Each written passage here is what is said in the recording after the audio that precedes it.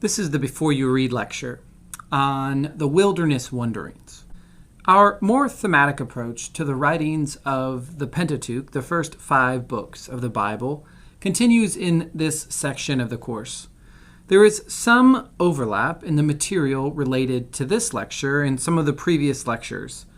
We are moving into a period of Israel's life when they were wandering in the wilderness, no longer slaves in Egypt, but not yet inhabitants of the Promised Land either. This is a transitional period for Israel as God continues to be revealed through power and presence. The traditions associated with Israel's sojourn in the wilderness are complex. We can find different versions or accounts of the wilderness wandering in Exodus, Numbers, and Deuteronomy.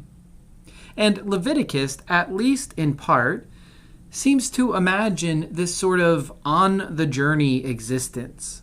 In these various traditions, there are some areas of overlap and some areas of discrepancy. Readers of the Pentateuch, both ancient and modern, have tried to harmonize these perspectives and recreate a single itinerary and timeline for Israel's wanderings.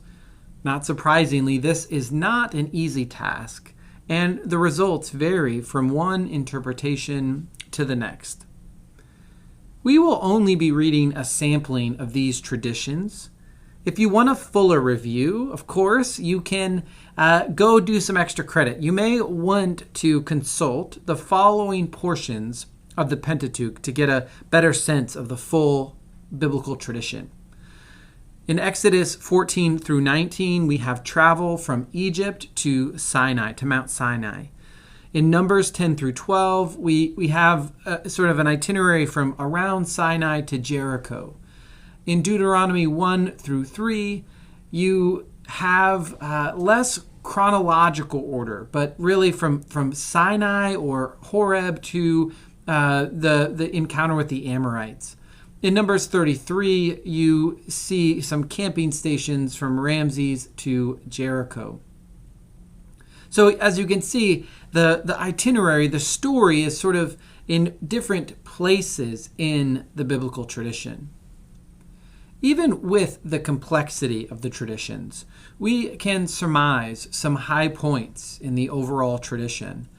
The period of wilderness wanderings begins with Israel's departure from Egypt, which followed the death of the firstborn sons in Egypt.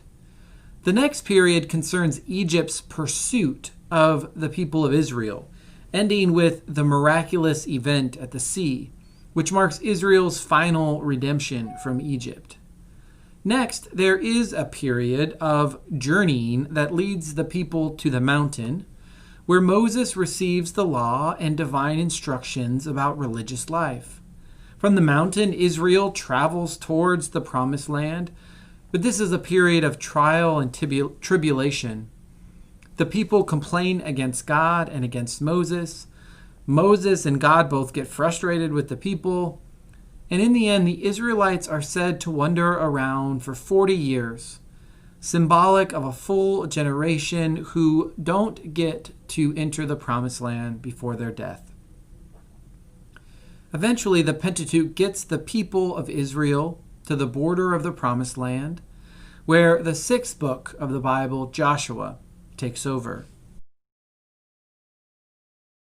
As mentioned above, the reading for this section of the class provides a sampling, really, of this larger complex tradition.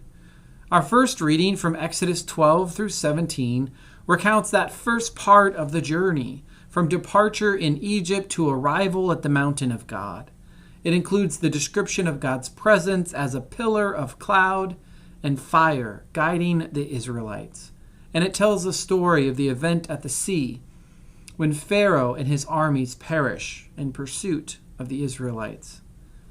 Exodus 32 tells the golden calf story, which occurs right on the heels of God's revelation of the 10 Commandments to Moses. The selections from Numbers both occur after the revelation at the mountain. They provide a sense of Israel's dissatisfaction and resistance in following God in the wilderness. It's a difficult time for Israel, Moses, and other leaders. Reading a few chapters from here or there will most likely have a somewhat dizzying effect on you. That's okay. Remember, we're trying to get a sense of this period in Israel's life together, not to reproduce a detailed itinerary and timeline. But there are a few places where you might focus in your reading. First, pay attention to the event at the sea in Exodus 14 and 15.